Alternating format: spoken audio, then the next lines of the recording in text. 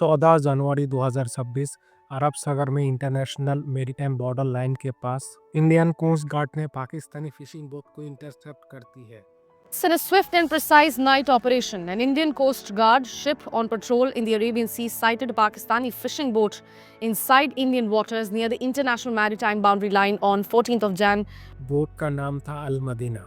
बाहर से दिखने पर इसे मछली पकड़ने की आम नाव लगती है।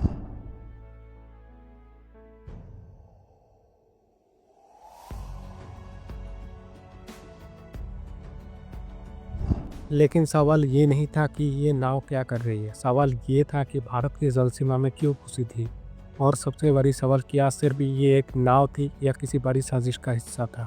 क्योंकि इससे ठीक 3 दिन पहले 11 जनवरी 2026 को पाकिस्तान की तरफ से एक नहीं, 2 नहीं बल्कि 5 ड्रोन एक साथ देखे गए। आज हम इस वीडियो में जानेंगे कि समुद्र में पकड़ी गई नाव और आसमान में उड़ते ड्रोन एक ही कहानी के 2 हिस्से कैसे हैं। उससे पहले चैनल को सब्सक्राइब कर लेना।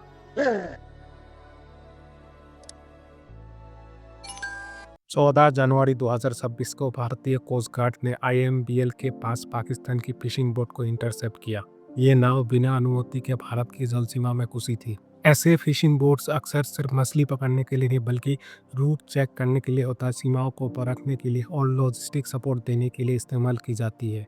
यानी समुद्र के रास्ते भी भारत की सिक्योरिटी को टेस्ट किया जा रहा है। इससे 3 दिन पहले 11 जनवरी 2026 की रात जम्मू कश्मीर के सीमावर्ती इलाके में अचानक अलर्ट कर दिया गया। पाकिस्तान की तरफ से ड्रोन भारत की LOC पर मूव करता हुआ दिखा गया। भारत के सेना प्रमुख जनरल उपेंद्र त्रिवेदी ने बताया कि 9 जनवरी से 13 जनवरी के बीच 8 ड्रोन की गतिविधियां दर्ज की गई। हाँ, तो ड्रोन का सवाल है। ड्रोन ये आपको देखना ये कौन सा वक्त है। ये वक्त जो है हमारा 15 जनवरी और 26 जनवरी के काफ़ी पास का वक्त है। इस वक्त जो होता है आप देखेंगे कि पाकिस्तान थोड़ा सा एक खौफ में रहता है कि कोई ऐसी कार्रवाई ना हो। तो ये जो ड्रोन्स अभी हमने देखे हैं ये बहुत छोटे ड्रोन्स हैं। ये लाइट ऑन करके आते हैं, ये बहुत हाइट पे नहीं जाते हैं और ये बहुत ही कम देखे गए हैं। जैसे 10 के आसपास तकरीबन 6 से 7 देखे गए थे। 11 और 12 तारीख को 2 से 3 देखे गए हैं, जिनमें से 5 ड्रोन 11 जनवरी को आया। ये कोई सामान्य घटना नहीं थी। ड्रोन एक ही जगह नहीं आए थे, वो अलग अलग जगह भेजे गए थे। एक ड्रोन सांबा सेक्टर के पास देखा गया जहां पहले भी हथियार गिराने की कोशिश हो चुकी है। दूसरा ड्रोन कठुआ की तरफ मूव करता हुआ देखा गया, जिसे एक संवेदनशील लॉजिस्टिक रूप माना जाता है। तीसरी गतिविधि अखनूर सेक्टर के पास दर्ज की गई, जहां सेना के रिस्पॉन्स टाइम का चेक किया गया। चौथा ड्रोन कुपवारा बेल्ट की दिशा में देखा गया, जहां घना इलाका होने की वजह से ड्रोन छुपाने की संभावना ज़्यादा होती है। और पांचवा ड्रोन LOC के पास कुछ देर मंडराता रहा और वापस लौट गया। यानी एक ही रात में पूरे सीमा को अलग अलग एंगल से टेस्ट किया गया। जैसे ही ड्रोन ट्रैक हुआ, सेना के रडार और सर्विलेंस सिस्टम एक्टिव हो गया। जवानों को अलर्ट कर दिया, अतिरिक्त फोर्स तैनात हुई और काउंटर ड्रोन सिस्टम एक्टिव कर दिया गया। सेना का साफ आदेश था, कोई भी ड्रोन अंदर नहीं आएगा। हालांकि किसी भी तरीके की आधिकारिक पुष्टि नहीं हुई कोई भी ड्रोन मार गिराने की, लेकिन सेना ने मजबूर कर दिया ड्रोन को पीछे हटने में। ड्रोन सीधे हमला नहीं करते, पहले वो जांच करते हैं कहाँ सिक्योरिटी टाइट है, कहाँ रडार जल्दी पकड़ लेता है, ड्रोन कितने देर हवा में रह सकता है, उसे कितनी देर में गिराया जाता है, ये सब कुछ चेक करते हैं। जहाँ ड्रोन ज़्यादा देर टिकता है वो जगह फ्यूचर के लिए कमज़ोर माना जाता है। ड्रोन भारत की पूरी सुरक्षा व्यवस्था का लाइव मैप तैयार करते हैं। सेना, पुलिस एजेंसियों का रिस्पॉन्स टाइम सब कुछ रिकॉर्ड किया जाता है और आगे चलकर यही डाटा बड़े सरिश्तों में काम आता है।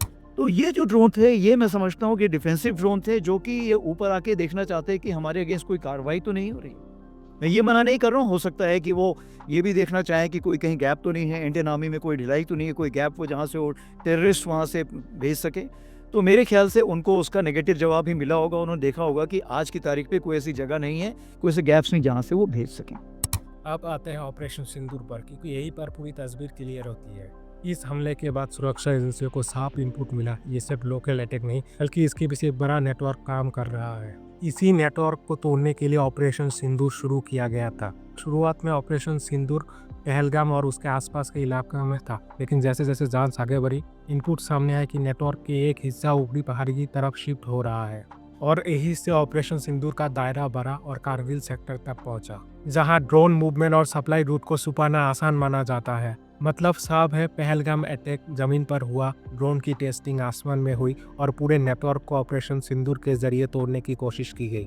एलओसी के पास जो ड्रोन उड़ता हुआ दिखा गया वो पाकिस्तान की मिलिट्री ड्रोन नहीं थी बल्कि कॉमर्शियल ड्रोन था, क्योंकि अगर ड्रोन पकड़ा जाए तो ये कह सकते हैं कि ये तो कॉमर्शियल ड्रोन था, कोई भी इसे उड़ा सकता है। इससे सीधे सबूत नहीं बनते। ड्रोन से पिस्तल, कारतूस, ग्रेनेड और सैटेलाइट फोन लाते हैं। छोटा सामान लेकिन बड़ा खतरा। ड्रोन से लाए हथियार कहाँ छुपाए जाते हैं? खेतों में, झाड़ियों के बीच या सूखे नाले में गिराए जाते हैं। ड्रोन चला जाता है लेकिन खतरा वही रह जाता है। पैटर्न साफ है। 11 जनवरी को पाकिस्तान की ड्रोन बॉर्डर के पास देखा गया। 14 जनवरी को पाकिस्तान की फिशिंग बोट इंडियन ओशन में इंटरसेप्ट किया गया। इन सब का रास्ता अलग अलग है लेकिन मकसद शायद एक ही है, भारत की सुरक्षा को परखने का। जनवरी 2026 की घटना ये कोई इत्तेफाक नहीं है, ये एक टेस्ट था, एक चेतावनी था। सेना जमीन पर, आसमान में और समुद्र पर तीनों जगह तैयार है।